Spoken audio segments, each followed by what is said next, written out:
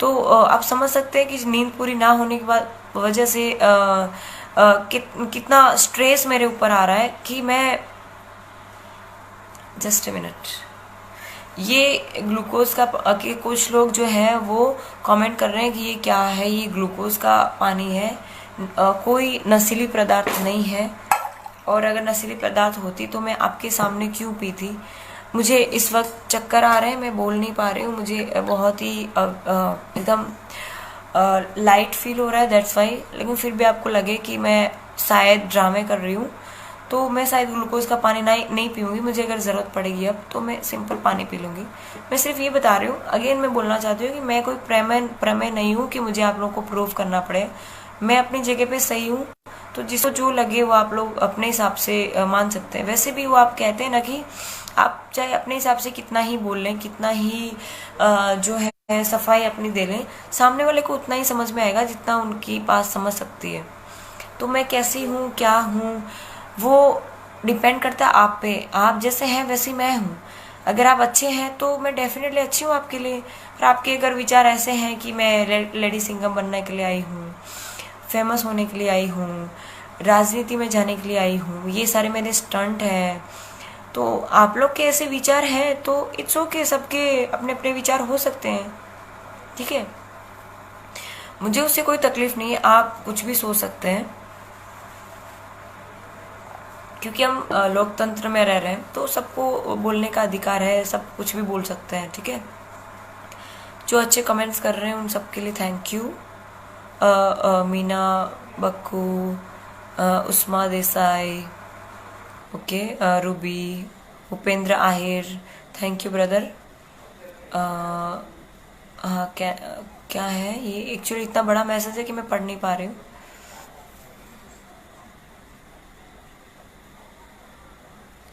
मुझे डॉक्टर ने बोलने के लिए मना किया है, पर मेरा चक्कर आ रहे हैं मुझे, पर अब मैं ज़्यादा देर बात नहीं कर पाऊंगी। मैं आपको सिंपली 2 बातें मैन जो है वो मैं करके अपनी मुझे लाइव से बाहर आना पड़ेगा। मेरी तबीयत खराब होने की वजह से मैं ज़्यादा देर इंटरफेयर नहीं कर पाऊंगी आपके साथ। So please please focus on. Right now we are 10,000 plus, right now we are 11,000। Okay, again जो लास्ट में जुड़े हैं उन सबको जय हिंद।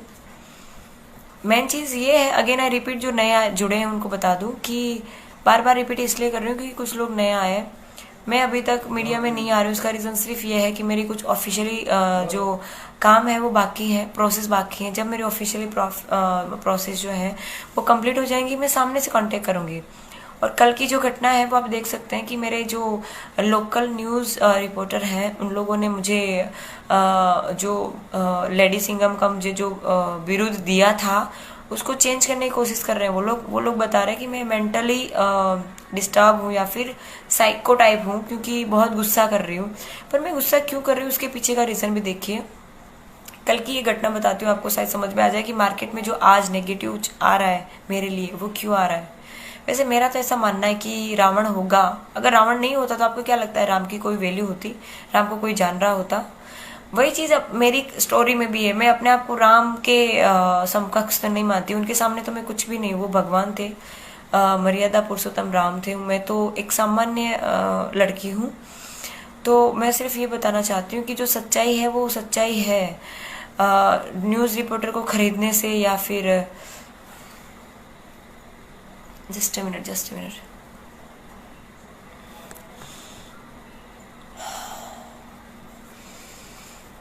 मतलब मीडिया को खरीद लेने से कोई सच्चाई मतलब दब नहीं जाएगी।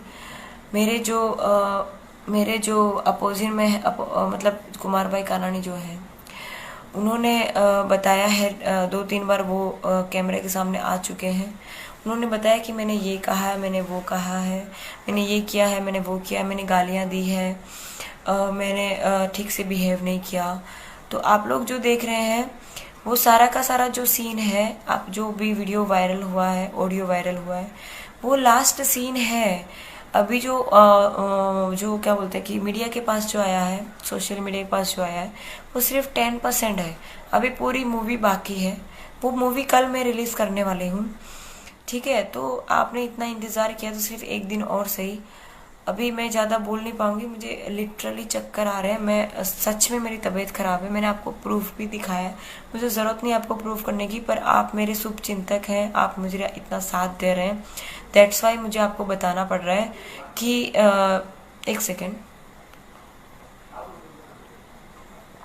इसलिए मुझे आपको बताना पड़ रहा है ये प्रूफ। अदरवाइज मुझे किसी को प्रूफ देने की ज़रूरत नहीं है कि मैं क्या हूँ क्या नहीं हूँ।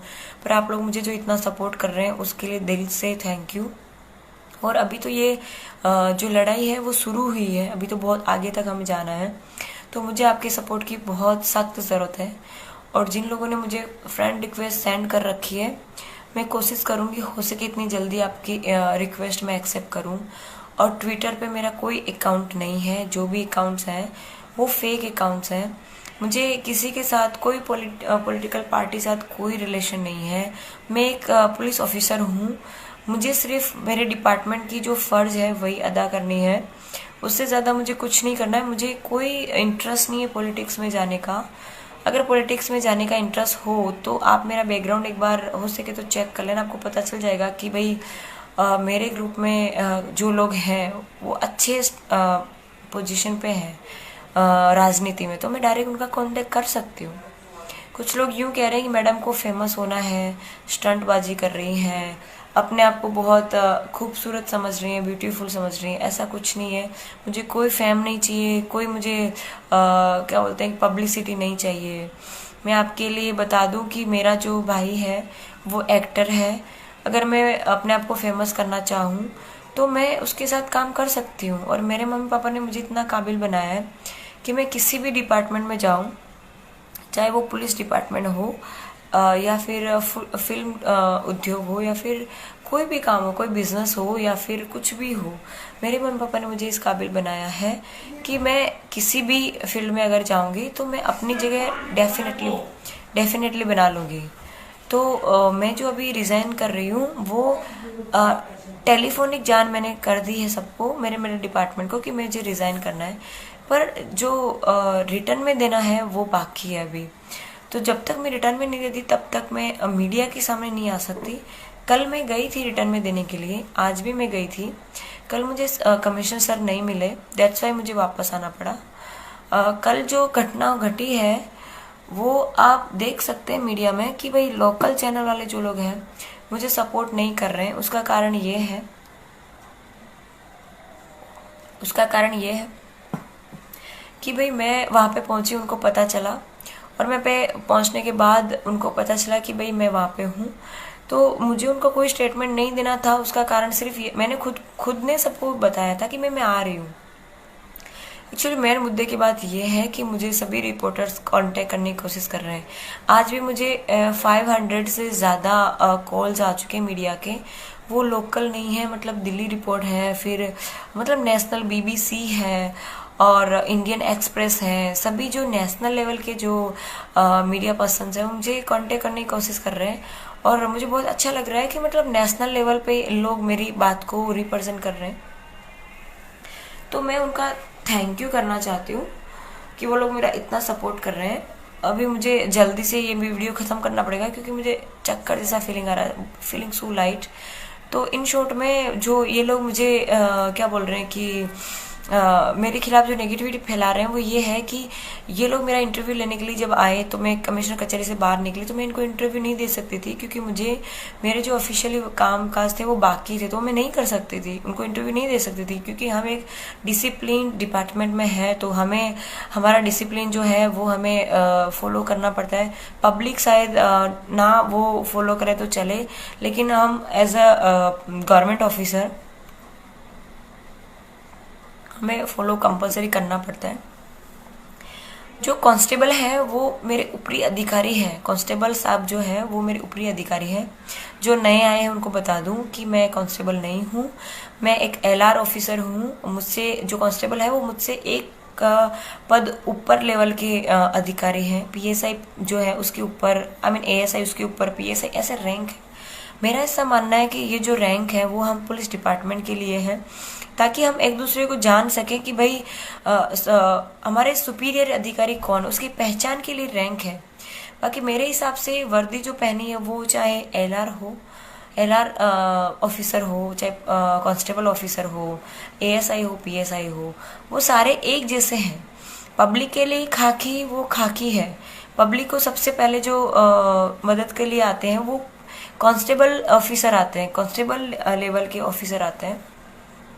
तो मेरा तो मानना है कि लोगों को जो बाकी के पीएसआई, एएसआई वगैरह या फिर पीआई या डीवाईएसपी या एसीपी जो भी हैं, वो ऊपरी अधिकारी है, वो सिर्फ हमको गाइड करते हैं कि आपको कैसा काम करना है। आपके साथ जनरल पब्लिक के साथ या कॉमन पब्लिक के साथ कुछ भी अगर हो रहा है तो उसके लिए सबसे पहले मदद के लिए अगर कोई पहुंचेगा तो वो या तो एलआर होगा या फिर पुलिस कांस्टेबल साहेब होगा, यही लोग होंगे। तो आपके लिए जो असली हीरो है, आपके लिए जो असली मदद रूप जो आपके लिए बनते हैं वो है कांस्टेबल सर, कांस्टेबल ऑफिसर जो है वो आपके फर्स्ट ऑफिसर आते हैं जो आपके लिए मदद करते हैं। ठीक है, तो पब्लिक ने जो ये बना रखा है ये तो कांस्टेबल है, ये मेरा क्या बिगाड़ सकती है ये वो।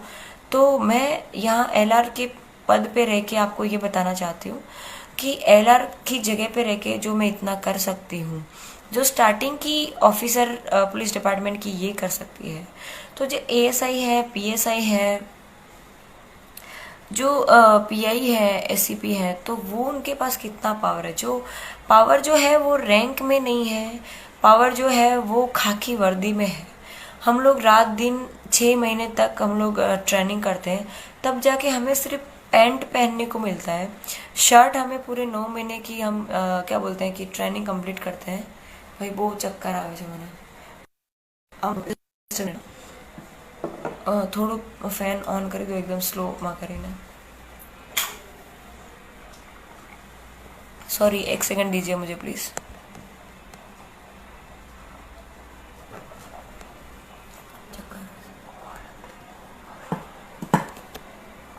સોરી, મારે હવે લાઈવમાંથી જવું પડશે, મને સિરિયસલી તબિયત બહુ ખરાબ થઈ રહી છે।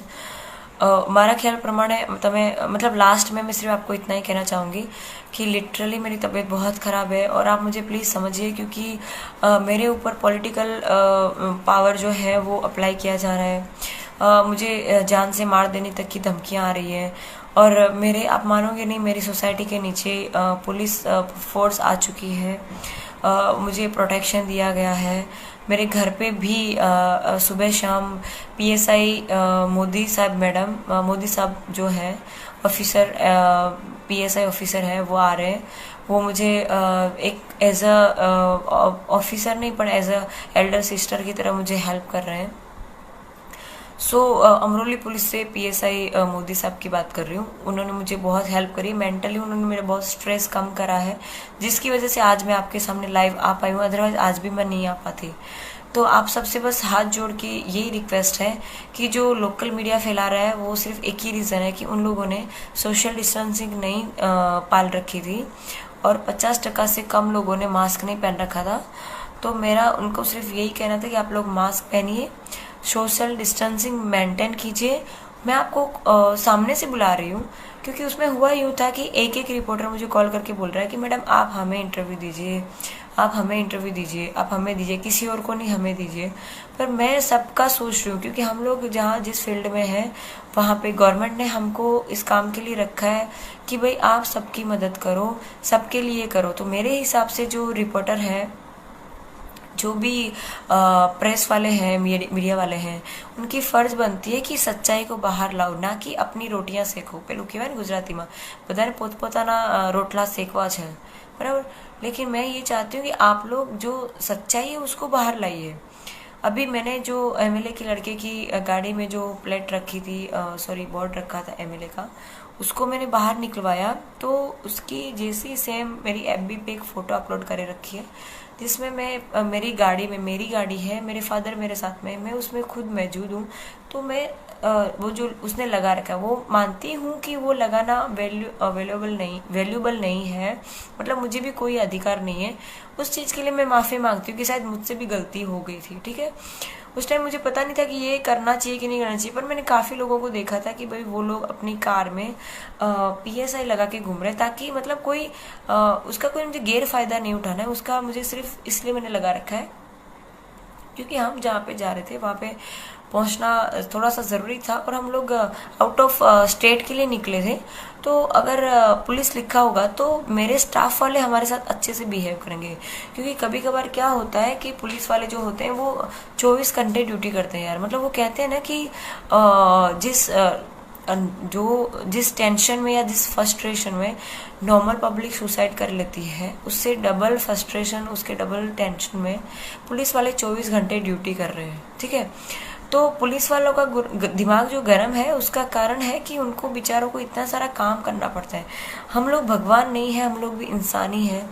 तो मेरा आपसे रिक्वेस्ट है कि आप उनसे प्यार से बात कीजिए, उनको भी अच्छा लगेगा, उनका भी मेंटली जो स्ट्रेस है वो थोड़ा कम होगा।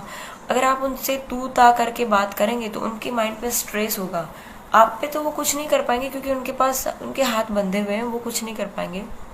पर वो रिएक्शन जो है उनके घर वालों पे पड़ता है। घर पे जाने के बाद, मतलब घर पे तो हर किसी की चलती है ना, मतलब अपने घर पे तो शेर भी नहीं, बिल्ली भी शेर होती है, लाइक दैट। तो मतलब कि घर पे तो हर किसी का चलता है। तो मैं अपना एग्जांपल लूँ, चाहे दूसरे पुलिस ऑफिसर्स का लूँ, किसी का भी लूँ, अगर बाहर हमारा दिमाग खराब हुआ है, लोकल लोगों ने किया है या फिर मीडिया ने किया है या फिर किसी भी कारण हमारा दिमाग खराब है, तो वो दिमाग खराब होने का जो गुस्सा है वो घर वालों पे निकलता है। तो जो लोगों की वजह से हमारे घर वालों को भी सहन करना पड़ता है। सिर्फ आप लोग ही गालियां खा रहे हैं ऐसा नहीं है। मैंने अपने खुद के भाइयों को भी आज सुबह से कम 4 से 5 बार गाली दी इन से, मतलब उसको डांटा, कमीना, ये वो तो कॉमन वर्ड है, लेकिन फिर भी मतलब ऐसा हुआ। तो मैं कोई भगवान नहीं हूँ या फिर मैं कोई सुपीरियर अधिकारी नहीं हूँ, मैं सिर्फ एक नॉर्मल LR ऑफिसर हूँ जिसमें एक मर्यादा आ जाती है। मेरे पास काम करने के लिए काफ़ी सारा कुछ है जो हमें करना चाहिए। काफ़ी सारी लड़कियां ऐसी हैं, सिर्फ मैं ही नहीं हूँ, डिपार्टमेंट में काफ़ी सारी लड़कियां ऐसी हैं जिनको दानत से काम करना है, मीन्स कि एकदम सिंगम बन के काम करना है, पर वो नहीं कर पा रहे हैं क्योंकि उनको उनके ऊपरी अधिकारी ने मजबूर कर रखा है, उसकी वजह से वो काम नहीं कर पा रहे हैं। ठीक है, तो मैं अकेली हूँ मीडिया में, मैं अकेली पुलिस डिपार्टमेंट में, ऐसा नहीं, मेरे जैसे बहुत सारे लोग हैं, पर उनकी कहीं ना कहीं मजबूरी आ जाती है। कुछ लोगों की मजबूरी ये है कि भाई 20,000 में या फिर जो भी सैलरी 25-30 हज़ार, उसमें घर नहीं चलता। हम लड़कियों का चलो ठीक है फिर भी कि हम लोग संतोषकारक हैं, 10,000 में भी काम चला लेते हैं। अभी हुआ यूं कि अभी 2-4 दिन पहले की घटना है। ये जो लोग कह रहे हैं कि भाई ये जो पुलिस वाले हैं वो रिश्वत ले रहे हैं, ये वो कर रहे हैं, तो वो क्यों ले रहे हैं? आप क्यों में जाइए, सिर्फ ले रहे हैं उसमें मत जाइए, वो क्यों ऐसा कर रहे हैं? उनकी सैलरी बेचारों की 20,000 25,000 है। आप मुझे ये बताइए कि उनकी ट्रांसफ़र अगर सूरत में हो रही है तो वो इतने पैसे में क्या कर सकता है? मतलब बहुत सारे मुद्दे हैं इन शॉर्ट में जो मुझे आपसे डिस्कस करने हैं। पर कल जो आएगा मैं लाइव आपके सामने दोबारा भी आ जाऊंगी। पर मेन चीज़ मुझे कल BBC पे मेरा पूरा A to Z स्टोरी क्या थी वो पूरी आने वाली है, आप लोग चाहें तो वहाँ पे देख सकते हैं। दूसरी चीज़ ये कि मेरे साथ में जो उस दिन घटना बनी थी, शॉर्ट में बता देती हूँ। वो अगर वहाँ पे एक पुलिस ऑफ फ्रेंड करके था, मुझे नहीं पता वो बंदा कौन था, पर मेरे लिए वो वहाँ पे साक्षात भगवान की तरह था। अगर वो ना होता तो मेरे साथ कुछ भी हो सकता था। दिल्ली में जो निर्भया कांड हुआ है, वो निर्भया कांड 2 करके आप लोग शायद इस वक्त कैंडल लाइट लेके रोड पे उतर चुके होते। मुझे इंसाफ चाहिए, पर मैं ऐसा मानती हूँ इंसाफ के लिए